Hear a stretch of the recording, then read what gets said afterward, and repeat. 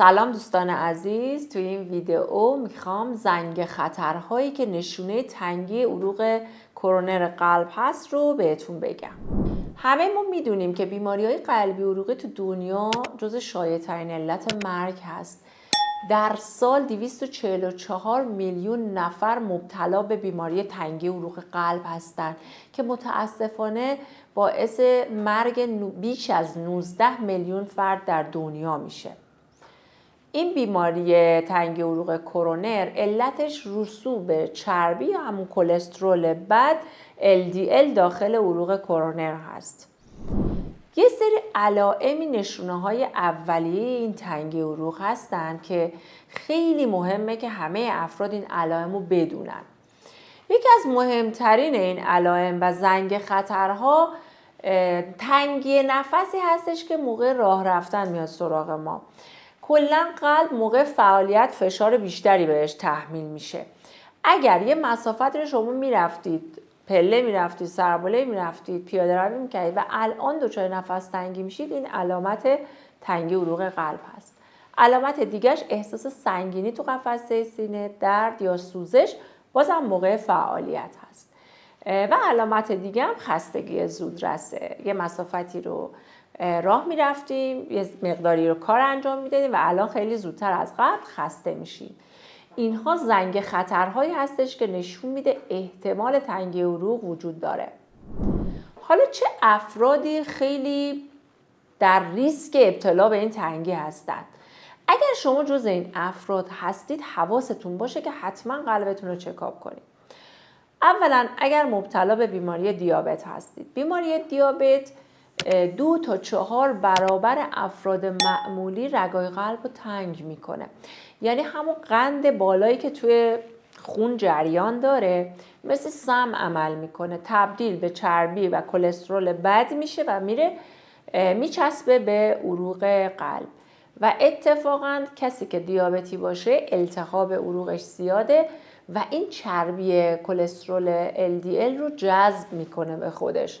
پس دیابتی ها خیلی زیاد در معرض تنگی عروق هستن و جالبه که بدونید از هر 100 تا دیابتی 75 تاشون مبتلا به بیماری قلبی هستن و اصلا مشکل اصلی دیابت الان دیگه مشخص شده بیماری قلبی هستش. افراد دیگه ای که در معرض خطر تنگی رگ هستن افرادی هستن که دچار فشارخون بالا هستن. متاسفانه فشارخون بالا علت مهم 50% بیماری‌های قلبی عروقی هست و اتفاقا قابل پیشگیری ترین علت مرگ در دنیا فشارخون بالاست. یعنی درسته که خیلی قلب رو اذیت میکنه ولی از این ورم اگه خوب کنترل بشه قلب ما حفظ میشه از آسیبای فشار خون. افراد دیگه که در خطر بیماری قلبی هستن اونایی هستن که چربی خون بالا دارن، مخصوصا اگر LDL کلسترولشون بالا باشه.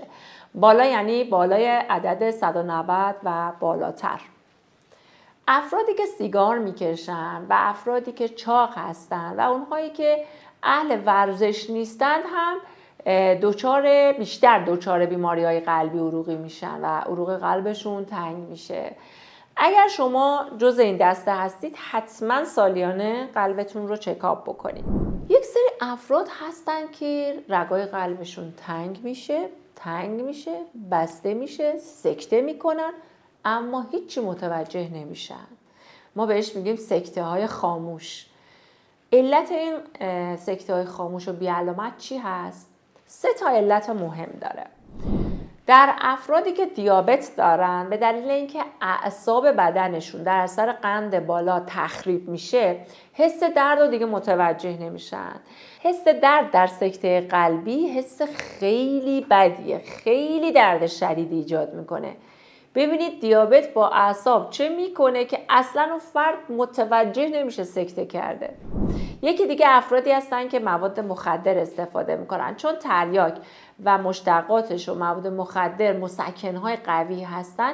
این افراد ممکنه که یا درد و علائم خیلی خفیفی داشته باشن یا اصلا متوجه نشن و دچار سکته های خاموش میشن. یکی هم افراد مسن هستن که باز سیستم عصبی و درد درشون ضعیف شده و ممکنه که سکته بکنن و متوجه نشن. و اتفاقا اگر متوجه نشن یواش یواش دچار علائم نارسایی قلبی میشن، نفس کم میارن دیگه چون قلبه دیگه ضعیف شده، یا خدایی نکرده دچار ایست قلبی ناگهانی میشن. یعنی اطرافیانشون میگن اینا که مشکلی نداشتن، اصلا نمیدونن که سکته کردن، ولی از عوارض سکته ایست قلبی هستش که میاد سراغ این افراد. اگر جزء این 3 دسته هستید حتما قلبتون رو 6 ماه یه بار چکاپ بکنید. یه سری افراد دیگه هم که در خطر تنگی عروق هستن، افرادی هستن که در خانواده سابقه ژنتیکی و ارثی تنگی عروق دارن، یعنی پدر، مادر یا خواهر برادرشون دچار تنگی رگای قلب شده، فنر گذاشتن، عمل قلب باز کردن، سکته کردن.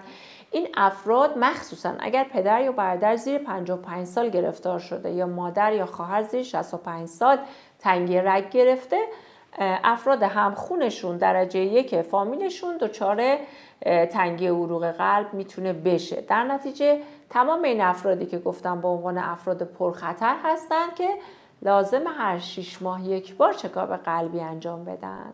امیدوارم که اطلاعات این ویدیو به دردتون بخوره و اگر مفید بود لطفاً ویدیو رو لایک کنید و برای عزیزان و دوستانتون بفرستید تا از زنگ خطرهای تنگی رگ اطلاع داشته باشن. سوالاتتون رو در کامنت ها جواب میدم.